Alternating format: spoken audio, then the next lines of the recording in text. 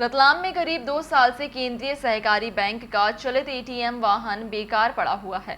करीब 23 लाख की कीमत का यह वाहन कोरोना काल में ग्रामीणों के लिए वरदान साबित हो सकता था, लेकिन फिलहाल यह चलित एटीएम खुद दुर्दशा का शिकार होकर एक जगह खड़े खड़े सड़ रहा है।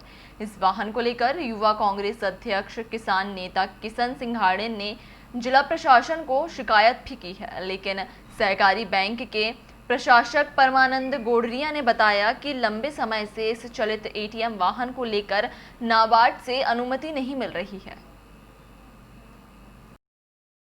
किस तरह की योजना है जिसमें जो है नुकसान हुआ है, किस तरह की गाड़ी थी ये आम जनता के लिए?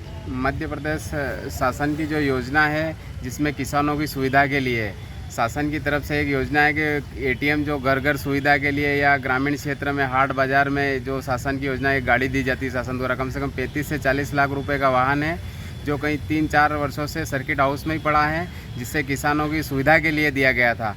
बाकी बैंक अधिकारियों द्वारा उस पर कोई ध्यान नहीं दिया जा रहा है। वो वाहन को पूरी तरह से वहीं खड़ा कर रखा है, ना कभी उसको कभी चलाया गया, जबकि कोरोना जैसी महामारी में इसकी बहुत ही किसानों को बहुत ज़्यादा ही ज़रूरत थी, क्योंकि एटीएम तक जाने के लिए बहुत परेशानी आ रही थी। ग्रामीण क्षेत्र में एटीएम नहीं होते, इस वजह से इस गाड़ी को शासन ने दिया गया था सहकारिता को। बाकी सहकारिता विभाग की इतनी लापरवाही है कि इस वाहन को सर्किट हाउस में कई दिनों से खड़ा है और शासन की योजना को बिल्कुल इतनी तरह से नुकसान पहुंचा रहे हैं, बिल्कुल ध्यान नहीं दे रहे हैं।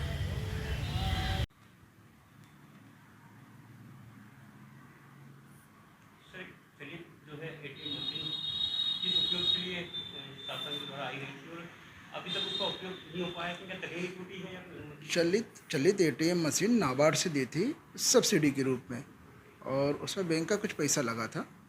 और उसका ये उद्देश्य था कि गांव-गांव जाके किसानों को रुपए कार्ड और एटीएम कार्ड का लाभ मिल सके। क्या कारण रहा कि ये काफ़ी लंबे समय से क्या एटीएम शुरू करने के पहले नाबार्ड की अनुमति लेनी होती है। 2 बार नाबार्ड ने हमारा प्रपोजल रिफ्यूज़ कर दिया, इसलिए क्योंकि हमारे यहाँ एनपीए की रेट हाई थी ना, नॉन परफॉर्मिंग असेट्स की जो वसूली होती है वो लो है हमारे यहाँ।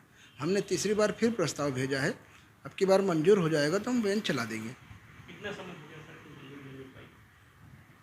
लगातार जब से वैन आई है तब से हम लगातार पत्राचार कर रहे हैं उसमें। तो इसके लिए क्या अभी क्या प्रयास है? अभी रिसेंटली हमने एक प्रस्ताव और भेजा है, संभव है मंजूरी आ जाए।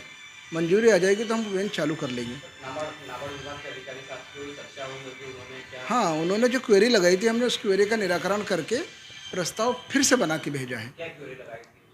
मैंने कहा ना, एनपीए ज़्यादा है बैंक का, इसलिए अब एनपीए कम कर लिया हमने, रिकवरी कर ली, इस साल अच्छी रिकवरी हो गई हमारी, एनपीए कम हो गया, हमने फिर से प्रस्ताव भेजा है, संभव है मंजूरी आ जाए।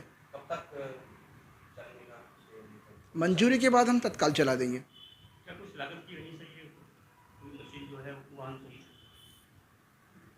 उसमें आई थिंक ये तो जनरल मैनेजर आपको ठीक से बता पाएंगे। जहाँ तक मुझे जानकारी है कुल मिला के 18 लाख रुपए नाबार्ड ने दिए हैं और 6 लाख रुपए शायद बैंक के लगे हैं। अब एग्जैक्टली फिगर आपको जीएमसीसी भी बता पाएंगे।